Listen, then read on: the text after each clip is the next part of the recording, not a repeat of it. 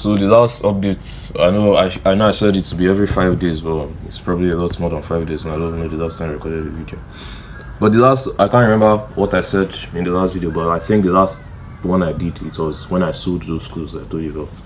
So basically, that's been basically the height of all this, and like I just made a video right now that I'm supposed going to post on this channel, probably enough. But over the weekend, so I went home on Friday.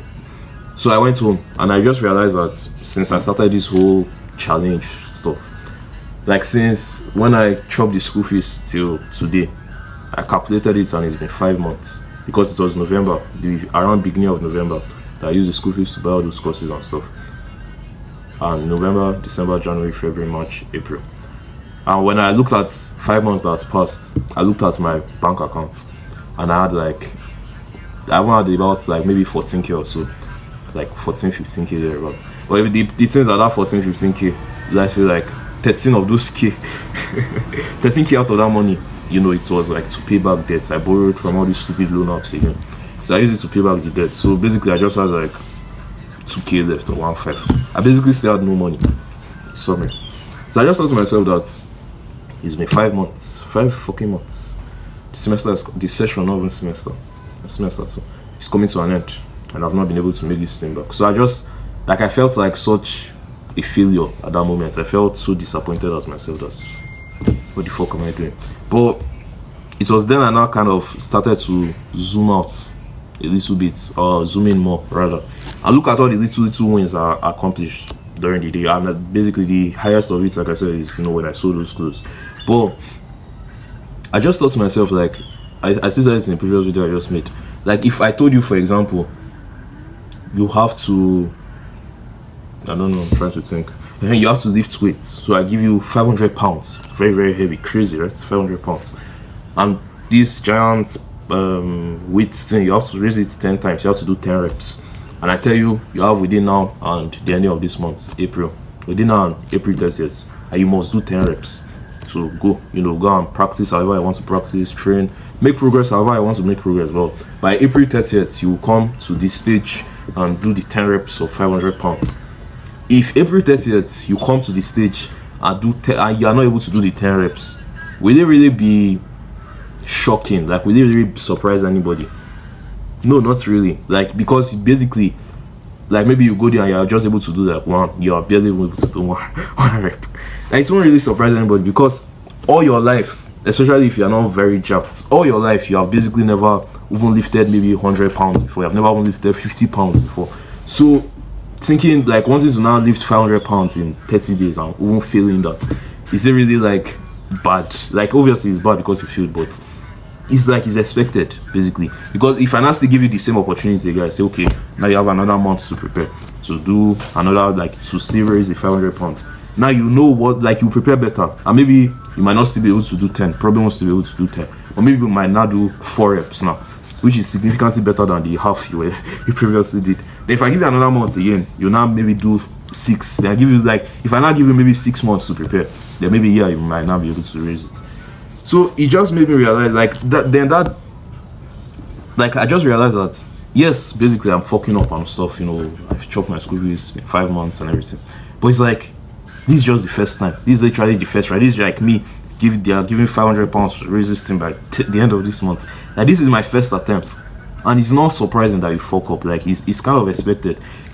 Like, I just wonder why is it that when it comes to basic things like the weight example I just gave you, or let's assume I say literally you have, like, you are going to ride a bicycle. You have never ridden bicycle in your life before.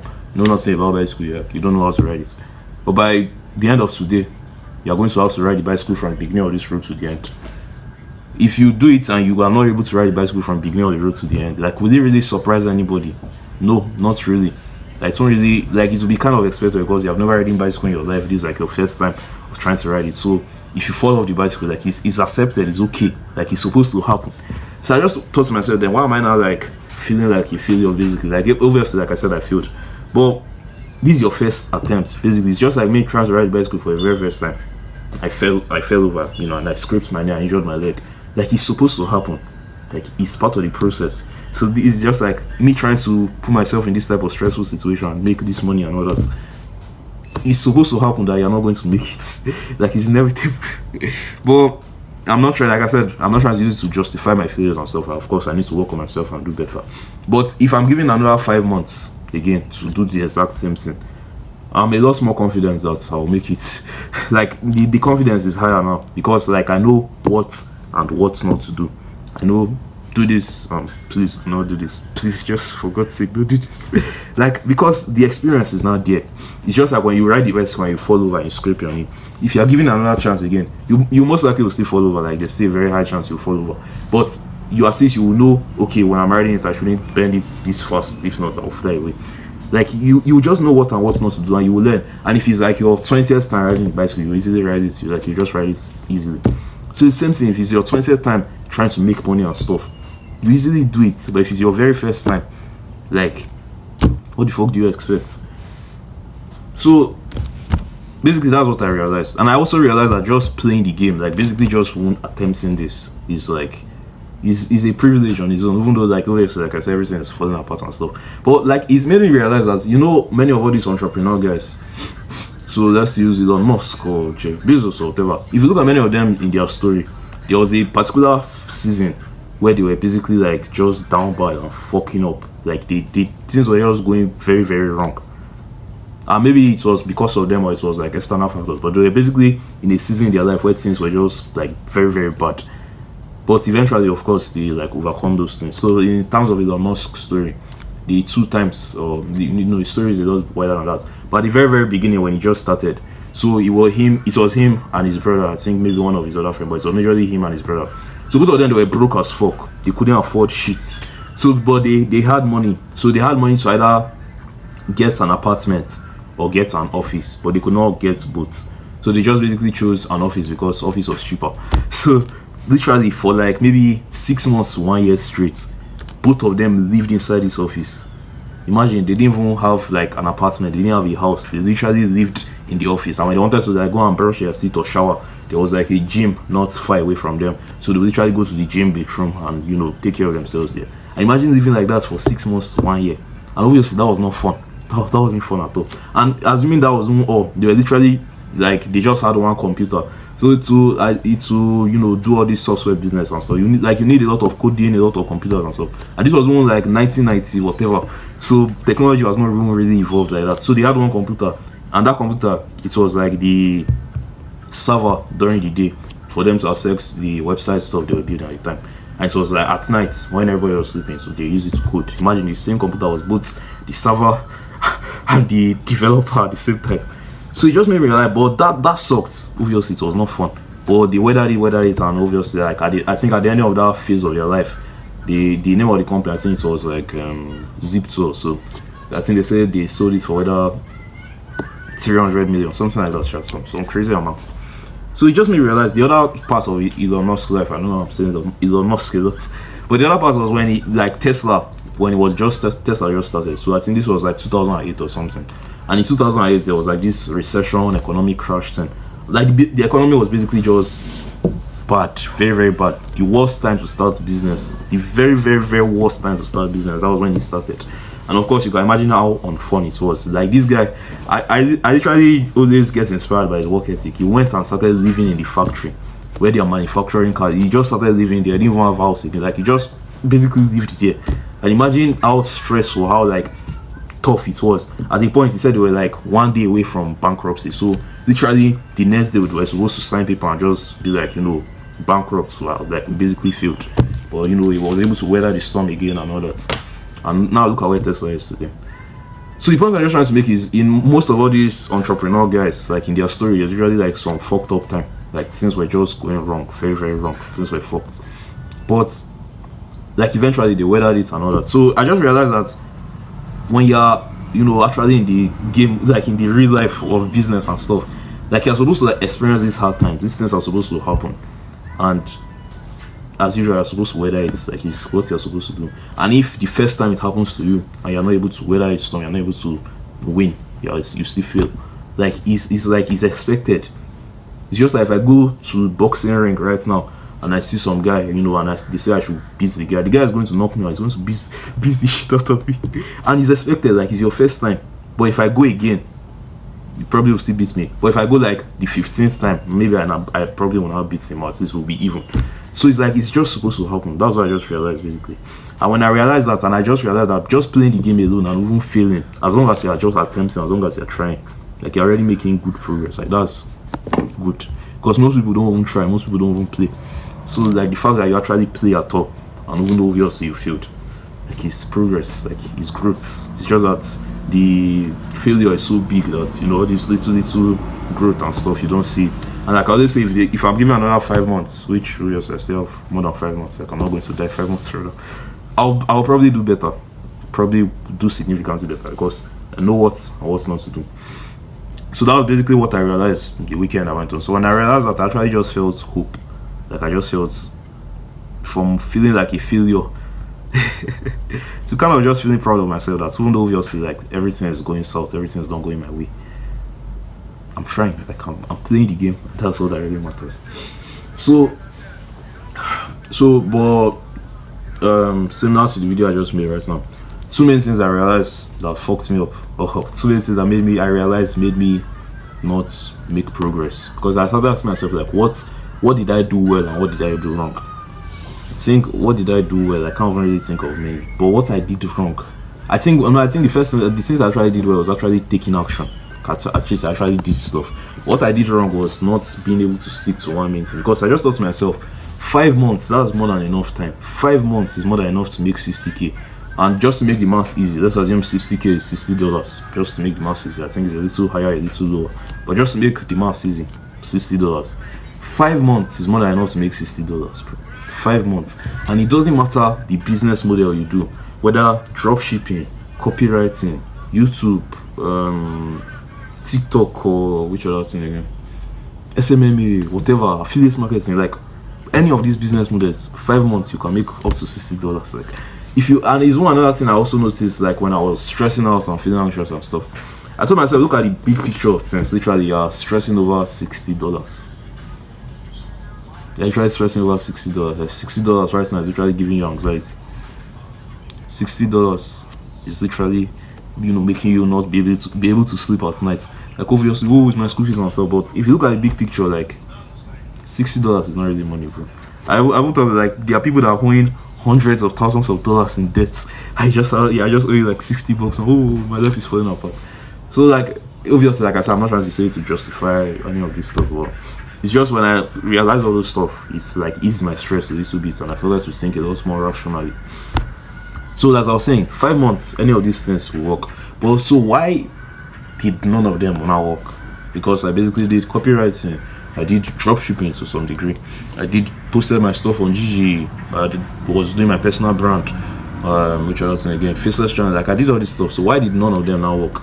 And that's the exact reason. You see, 111. I didn't just stick to one main thing, because if I just did copywriting for the full 5 months, 100%, like okay, not saying 100%, but 90%, I would have made money. I would have like made significant progress. If I just did faceless channel for those 5 months, 90%, 99%, I would have started making money by now. If I just made videos just like this for those 5 months, 100%, okay, not 100 as usual, 80%, I started making money. I would have made $60 back by now.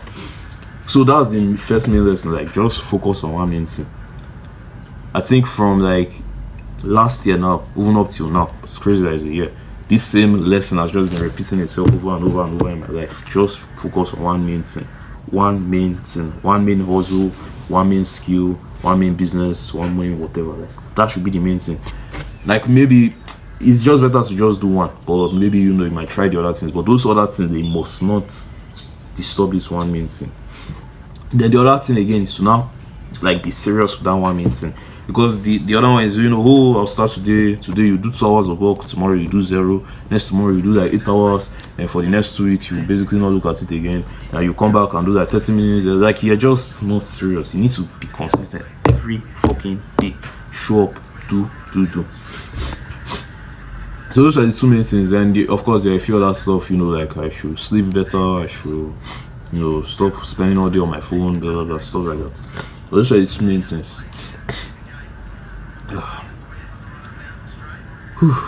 So basically the plan moving forward now, this next 5 months again, and I think that's the third last one actually is to think more long term, because I noticed that even though it's been 5 months in total, at each of these times my mindset was usually 30 days. Like, I need to make this money before the end of this month, and guess what happened? I did not make the money before the end of this month, and next month again I need to make it before the end of. So when it was short term, I couldn't think, like, because if I was thinking more long term, I could just say, okay, just this one thing, if I do this for 5 months, obviously I'll make money. But this one thing, if I do this for 30 days, maybe not. Like, there's a high chance I won't.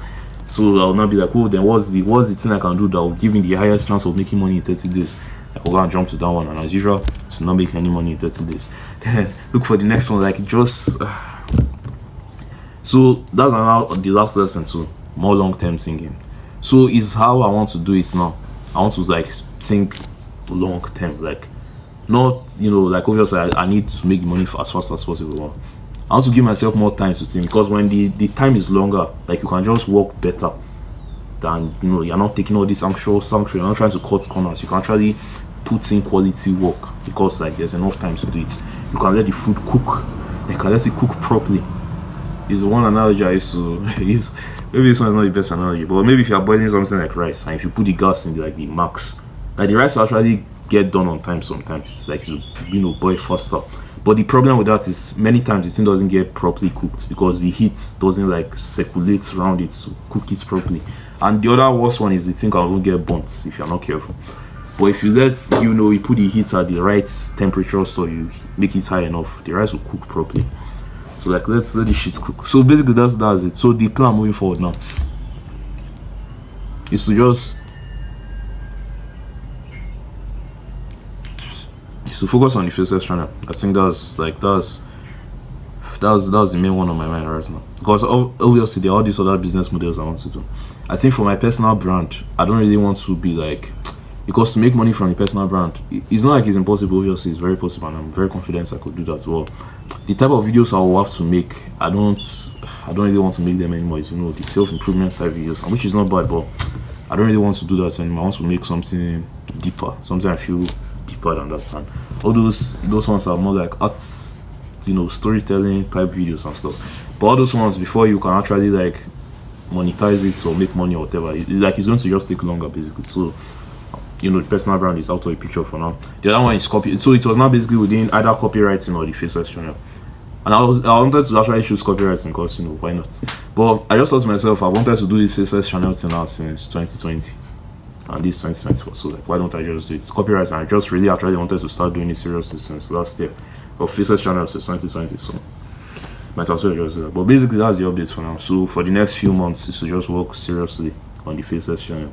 Work relentlessly, one main thing, which is the Faceless channel, and work on it every single day. Maybe uploading a video every day, or 3 times a week, however frequent I'm able to do it. But that's the new plan now. And the other one is to just not get distracted, because when you are doing this thing and it starts to get hard, or the thing is just not working the way you want it to work, it's that time that you not easily get distracted. Like, oh, see this other thing I can want to try. Oh, let me do drop shipping. Oh, if I sell this one, oh, like, it will be easy to get distracted. It will be easier to get distracted. So just do that alone. No side quest, no side hustle. Just one main hustle, just one thing, and that thing is, like, the only thing. I like to say, you basically get married to this thing, because when you're married to your wife, you're not looking for side chicks around, except you're like a cheating fuck or whatever.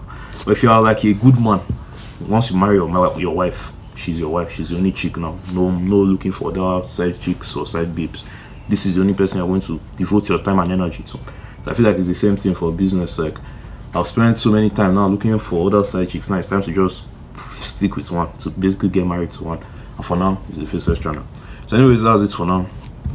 I'll see you in another 5 days or however long it takes me to make the next video.